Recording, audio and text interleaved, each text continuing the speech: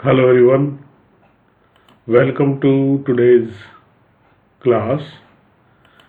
This video is based on lesson 4 of class 10th entitled as the age of industrialization.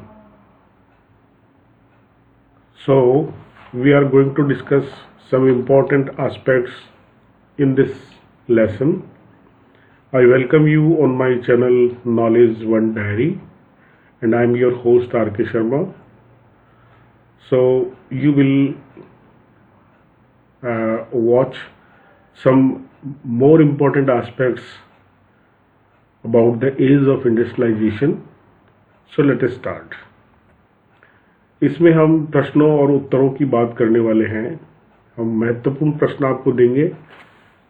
हमारा पहला प्रश्न है, give 2 examples where modern development that is associated with progress has led to problems.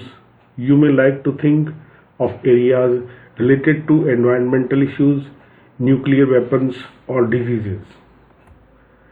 First, environmental pollution. Modern development has encouraged pollution. The smoke of the factories created the problem of air pollution. Increase in the noise in the cities created the problem of pollution. The establishment of the factories created the problem of water pollution. Diseases increase. Laborers had to live in dirty homes like cattle. They had to work in dirty factories. There was lack of pure air and light in the factories. On account of living in dirty colonies, the lack of pure water, the workers became the victim of many diseases. Can you see any difference in the way the two images show industrialization? Explain your view briefly. The positive contributions of the industrial development are symbolized in the form of lightning amid the evening twilight, implying progress, development, and march ahead. Whereas in figure 5, the smoke billowing up from various chimneys due to several industries being set up in Manchester reflects the environmental hazards caused due to the industrial development. Thus, the two figures show the two sides of the progress of industrialization.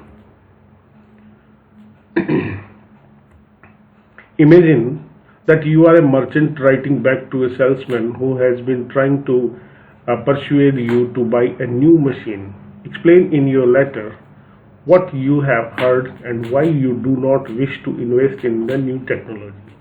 So here is the letter. Dear salesman, I have heard that machines are oriented for producing uniform standardized goods for mass market, but the demand in the market is often for goods with intricate designs and specific shapes. The machines are very expensive and these often become out of order. A lot of money is required to repair the machines. These are not so good as claimed by their inventors and manufacturers. A range of products could be produced only with hand labor.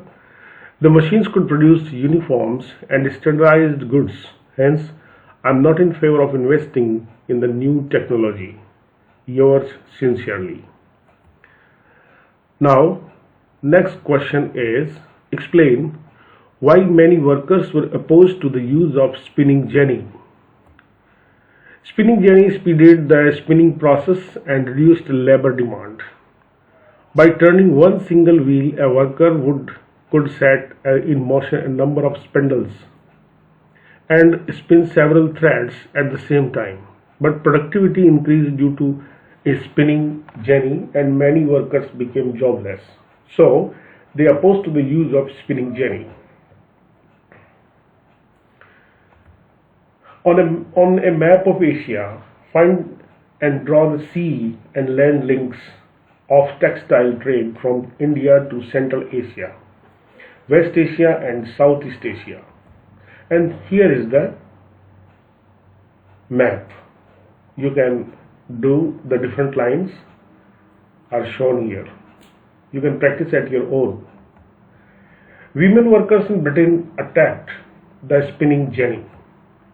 Women workers in Britain attacked the spinning jenny because in the 17th century, merchants from towns in Europe began employing peasants and artisans within the village.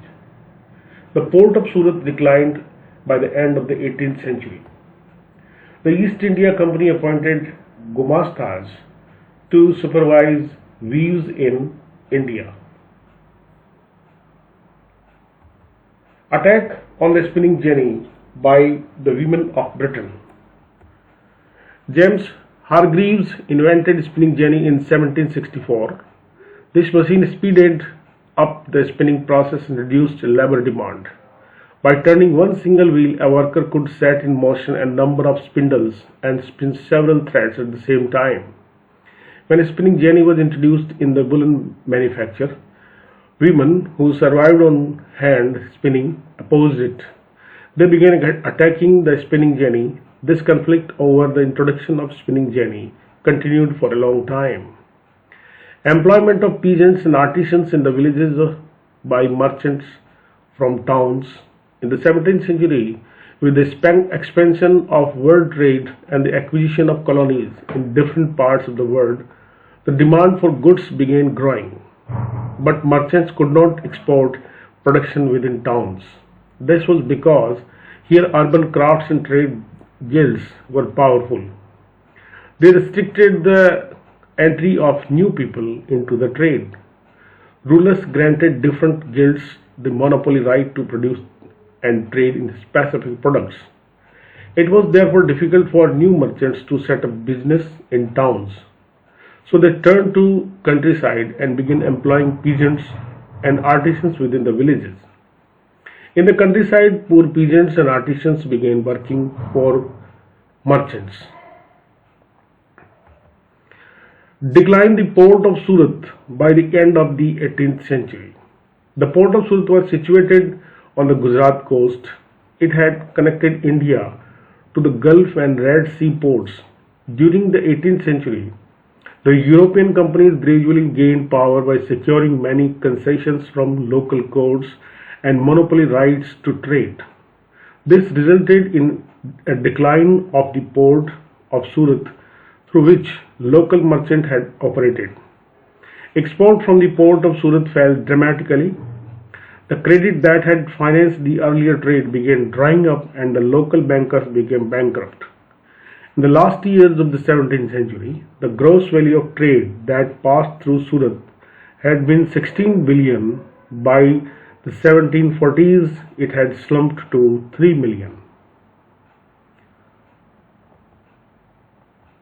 Appointment of gumastas by the East India Company to supervise weavers in India. The Indian weavers produced clothes for the East India Company and the French, Dutch and Portuguese. After establishing political power, the East India Company wanted to assert a monopoly right of trade. It started to develop a system of management and control that would eliminate competition, control over cost and ensure regular supplies of the cotton and silk goods. In this connection, the company took many steps. The company tried to eliminate the existing traders and brokers connected with the cloth trade and establish a more direct control over the weavers. It appointed a paid servant called Gumasta to supervise the Indian weavers, collect supplies and examine the quality of cloth. Write true or false against each statement. As at the end of the 19th century, 80% of the total workforce in Europe was employed in the technology advanced industrial sector.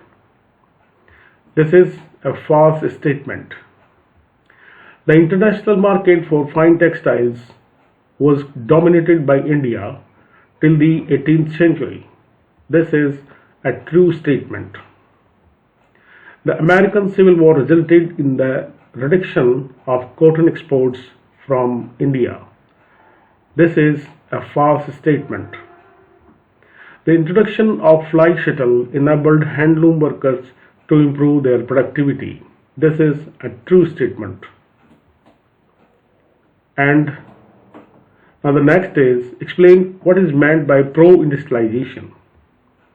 Pro-industrialization: before the establishment of factories in England and Europe, there was a large-scale industrial production for international market. This was not based on factories.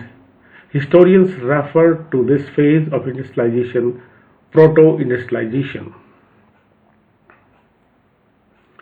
Preference of hand labor over machines. In 19th century, some European industrialists preferred hand labor over machines due to the following reasons. The question is, why did industrialists in 19th century Europe prefer hand labor over machines? And the reasons are given here. The first one is no shortage of human labor.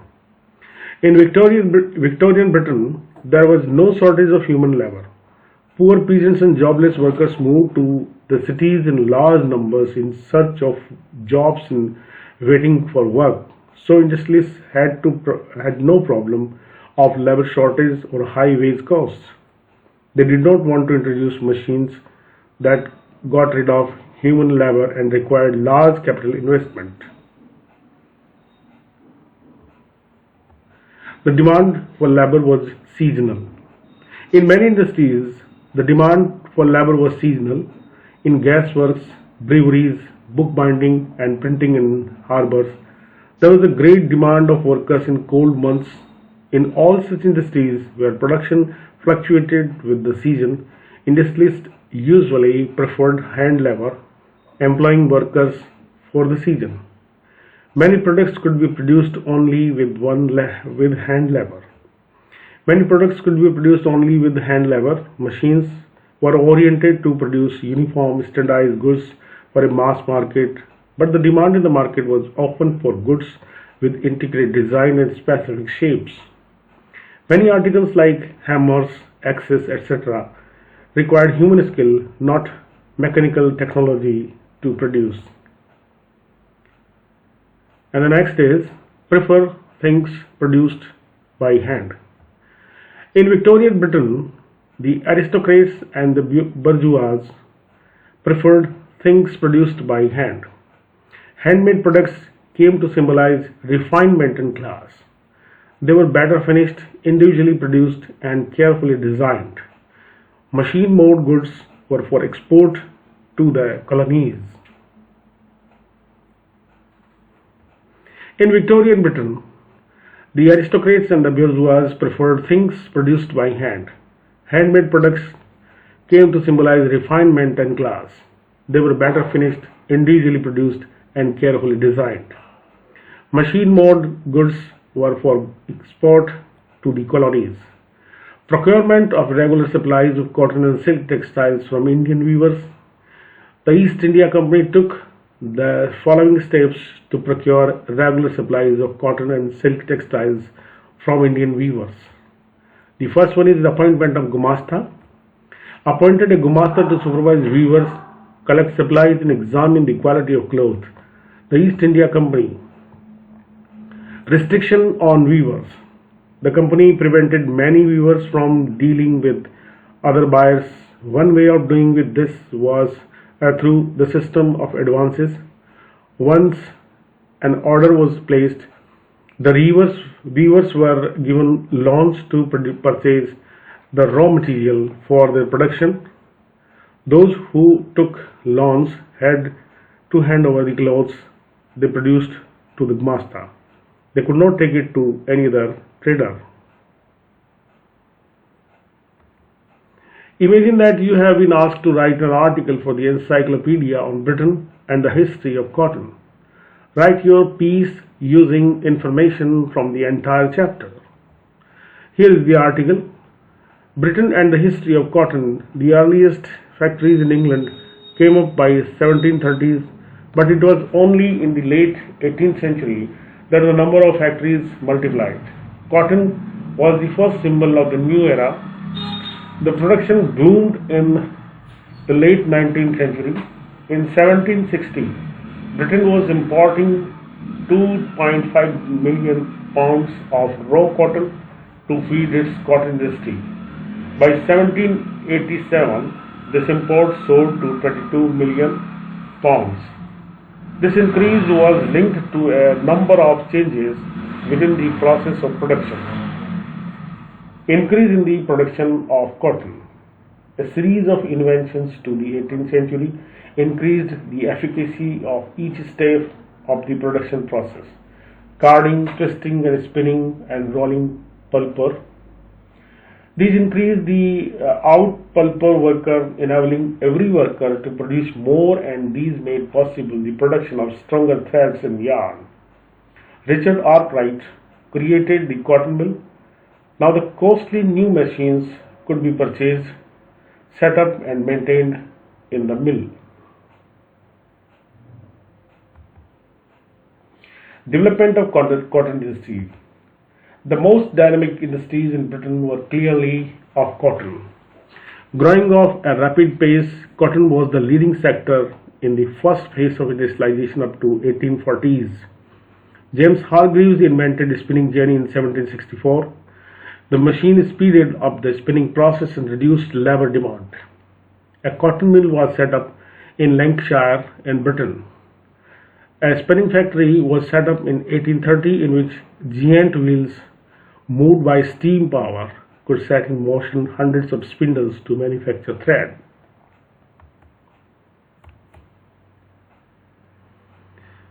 And why did industrial production in India increase during the First World War? Increase in the industrial production in India during the First World War. During the First World War, the following circumstances were responsible for increase in the industrial production in India. Decline of Manchester imports from India. During the First World War, British mills were busy with war production to meet the need of army. Therefore, Manchester import into India declined. So suddenly, Indian mills had a vast home market to supply. Indian factories were called up on to supply war needs.